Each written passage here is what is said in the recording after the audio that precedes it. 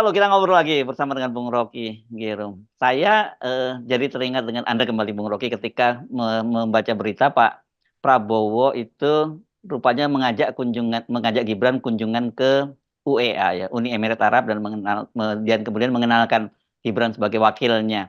Bukankah dulu Pak Jokowi yang bilang bahwa Pak Jokowi yang akan membawa Pak Prabowo itu, mengenalkan dengan pemimpin-pemimpin dunia. Sekarang ternyata terbalik malah Prabowo yang mengenalkan. Itu satu soal, nanti kita bahas juga dalam kapasitas apa mereka ini melakukan kunjungan, itu juga menarik juga gitu. Kira-kira Prabowo itu ya ada kasihannya pada Gibran kira-kira diajaklah dia ke situ tuh. Ini kan semacam kemanusiaan yang adil dan Adil dan beradab. Jadi beradab. Gibran mulai ya diperkenalkan Mhm, ke dunia internasional. Tetapi mhm, kalau kita ingat mau ngapain ke situ dan buat Gibran itu, kan mau mhm, cari investasi kan buat IKN. mhm, Padahal kita tahu bahwa Jokowi pun udah ditolak oleh Arab Saudi proposal IKN-nya kan. mhm. Apalagi anaknya, kan itu konsep berpikir investor asing itu kan begitu. Dengan Jokowi saja direct foreign investment itu tidak mau lagi berurusan dengan proposal IKN, apalagi bahwa Gibran yang hanyalah anaknya dan hanyalah wakil presiden. Tapi ini tentu nggak akan diucapkan di dalam pertemuan itu. Tapi oke, Prabowo bagus juga etiknya itu. Jadi dia nggak ingin nanti Gibran terlalu sering diolok-olok oleh netizen kan. Mhm, Pak Gibran ini, Mas Gibran ini sudah lama diolok-olok terus, mhm, jadi diungsikan sebentar ke luar negeri itu supaya keluar sedikit.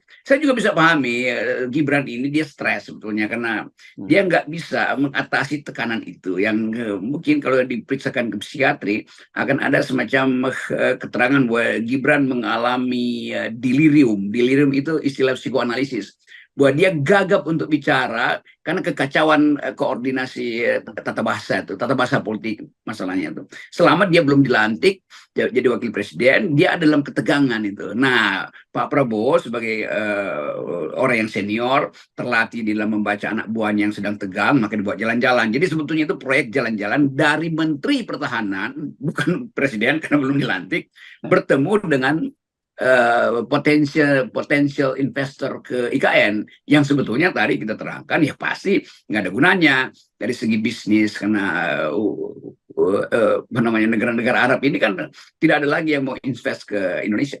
Ya, nah ini Jadi Gibran ya. mengalami kegoncangan psikologi. Ya, ya. Tapi ini kalau kita bicara seperti itu berarti mau tidak mau kita mesti menyinggung soal etika ya, Bung Rocky. Kan kita tahu bahwa Pak Yes. Prabowo dan juga Gibran sampai sekarang itu belum mengundurkan diri sebagai Menteri Pertahanan dan juga Gibran juga belum mundur sebagai wali kota. Dan waktu itu Gibran menyatakan dia diinstruksikan oleh Pak Prabowo untuk tidak mundur dari wali kota begitu. Oke, sekarang ini kan berarti kita bisa simpulkan kunjungannya Pak Prabowo itu kan dalam kapasitas sebagai Menteri Pertahanan. Tapi di situ kemudian atas posisi apa Gibran itu ditenteng oleh Pak Prabowo sebagai wali kota, sebagai wakil presiden yang terpilih. Kan tadi jelas dikenalkan sebagai wakil presiden terpilih. Ini kan juga soal soal persoalan itu kalau begitu anggarannya atas nama apa dia berkunjung ke situ. Itu kan soal persoalan etika ini Bung Rocky, etika kehidupan berbangsa dan bernegara. Betul. Itu pembiayaan negara belum bekerja itu, Hmm. apalagi mesti bawa kan begitu dinyatakan terpilih itu pasukan Pengawalnya. pengaman presiden ada di Ya, situ tuh. Jadi ya, ya. anggarannya di mana? Tapi Hmm. saya kira itu cuma basa-basi publik aja sebagai wakil presiden terpilih. Hmm. Faktanya Gibran pakai visa turis sebetulnya tuh. Dia sebagai Hmm. turis aja di situ.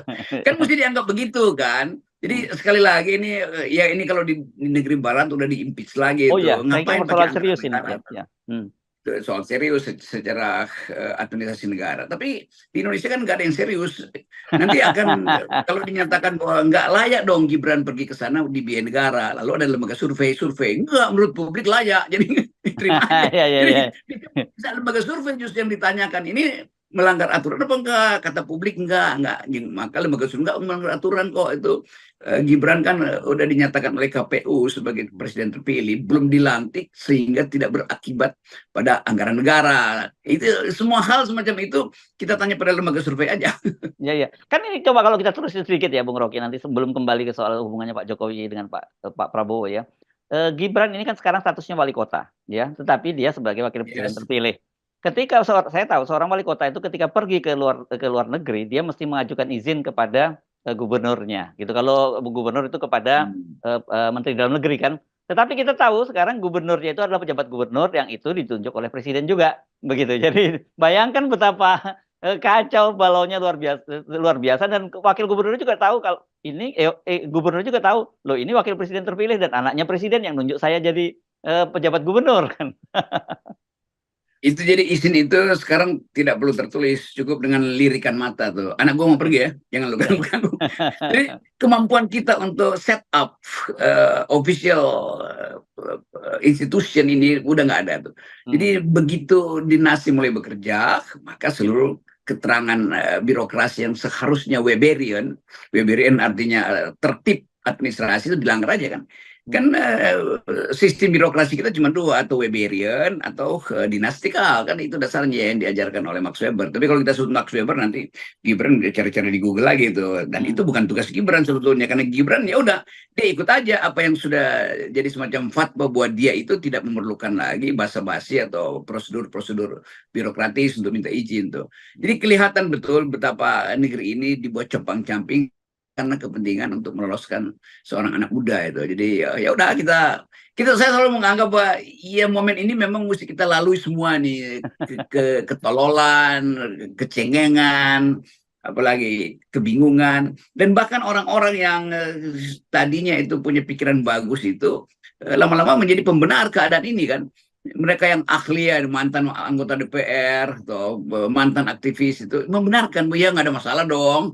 Jadi semuanya dipakai untuk menerangkan nggak ada masalah dong. Walaupun mereka tahu ini masalah tuh. Tetapi udah terhipnosis atau terpapar oleh ya mentalitas pengikut. Bukan lagi mentalitas kaum yang berpikir. Ya, ya. Oke. Apakah pertanyaan saya, apakah dengan menenteng Pak Gibran, nah kan namanya wakil presiden di Pak Gibran sekarang begitu ya, Yes. itu justru bukannya semacam sinyal pada Pak Jokowi kan Pak Jokowi tadinya menyatakan akan mengenalkan Pak Prabowo gitu kata Pak Prabowo nggak usah deh saya dikenalkan justru anaknya Pak Jokowi sekarang yang saya tenteng gitu saya kenalin gitu. Ya bayangin kalau Pak Jokowi yang nenteng itu investor asing nanya Anda apa sebagai apa tuh sebagai presiden yang sudah mau lengser ya sebaiknya main di LSM aja nggak usah main di bisnis segala macam. Mungkin mereka akan bilang oh Pak Jokowi udah mau lengser maka sebaiknya ikut pola Pak SBY, persiapkan beberapa konsep untuk dijadikan bahan karena dalam beberapa bulan ke depan Pak Jokowi akan keliling dunia untuk memperkenalkan Indonesia melalui perspektif kebijakan dia selama jadi presiden. Tentu Hmm. puja-puji akan datang. Tapi kan Jokowi nggak punya kemampuan itu. Jadi sekali lagi kita mulai lihat, baca bahwa Gibran itu diedarkan sebetulnya hanya untuk mengamankan psikologi Gibran. Kan digede-gedein lah. Jadi itu juga bagus.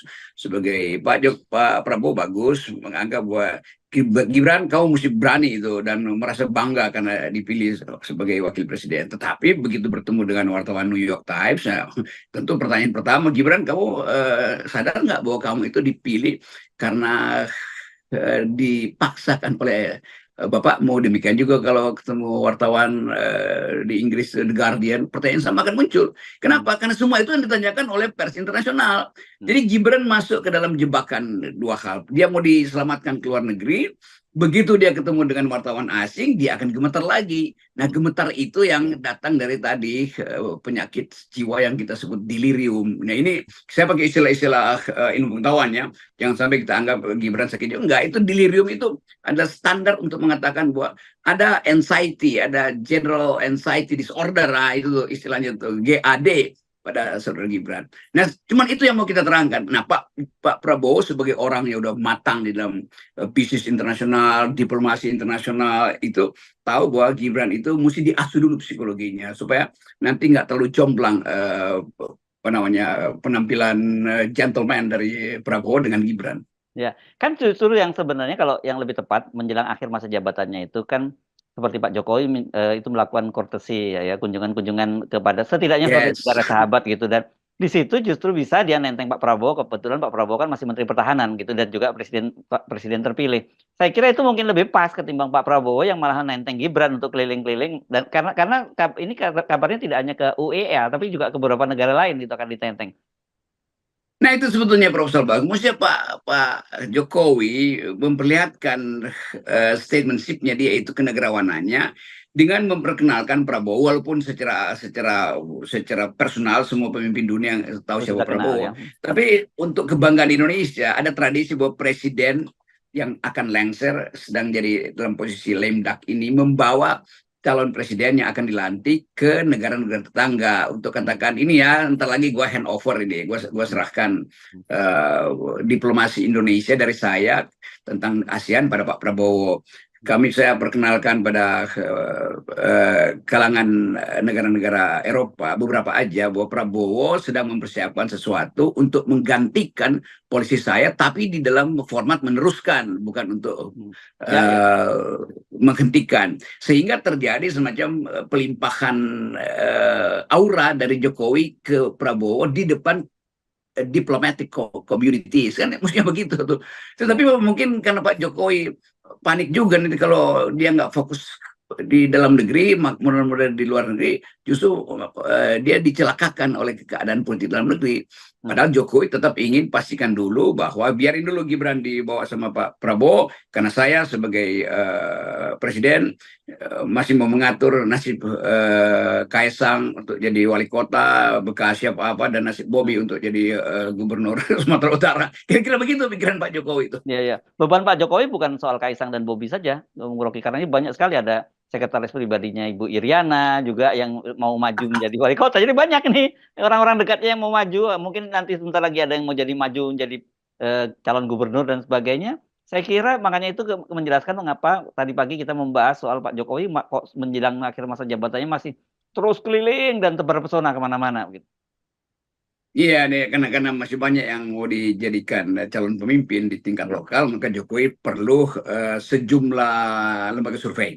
Jadi ini akan ada panen lagi lembaga survei, karena Jokowi ingin pastikan supaya rakyat itu disiram dulu dengan opini positif, baru disurvei gitu kira-kira. Jadi udah terjadilah satu, bukan persekongkolan, satu politik dagang data, politik dagang survei nanti itu menjelang pilkada nanti di bulan November. Iya, ya. Jadi saya kira memang hidup di Indonesia saat ini, apalagi di era Jokowi dan rezim penerusnya Jokowi gitu, jangan terlampau serius begitu ya, Bung Rocky, dan jangan kemudian merujuk pada teori-teori, karena itu nggak akan ketemu gitu. Iya, itu satu-satunya yang kita mulai lihat adalah gerak-gerik lembaga survei ini, yang tentu mengintai sejumlah keinginan atau hadiah material atau keuntungan material dari proses pembodohan ini. Jadi sebetulnya kita masih sebutkan lembaga survei ini menunggangi kebodohan publik untuk mempertahankan posisi-posisi yang sedang mereka galang hari ini, terutama posisi dari dinasti Jokowi. Kan hanya itu kan kesimpulannya. Jadi siapa tuh lembaga survei? Yaitu aparat Jokowi. Untuk apa? Ya untuk mempertahankan demokrasi, bukan untuk mempertahankan dinasti. Jadi gampang sebetulnya kesimpulan kita. Ya, dan kalau sekarang go public langsung mendampingi Pak Jokowi itu apa artinya, Bung Rocky? Kalau sebelumnya kan di belakang layar saja. Itu artinya Presiden Jokowi itu jangan kemana-mana lagi ya, harus dengan saya terus-menerus. Itu kan ijon namanya tuh. Oh, di ijon sekarang survei gitu ya. Jadi ijon lah. Iya, iya. Lembaga survei itu tetap bagian dari dunia akademis, bukan bagian dari dunia politik. Di Amerika setajam-tajamnya lembaga survei digaji oleh seorang kandidat, dia tetap akan anggap lembaga survei. Jadi yang terjadi sekarang, Jokowi udah bentuk tim sukses lagi. Tradisi lembaga survei induknya adalah dunia universitas, bukan dunia politik tuh. Nah kalau sekarang udah bercampur, karena tadi itu politik ijon. Yes, oke, baik, terima kasih, Bung Rocky. Ya, Yap. tetap 100%. Yes. Thank you.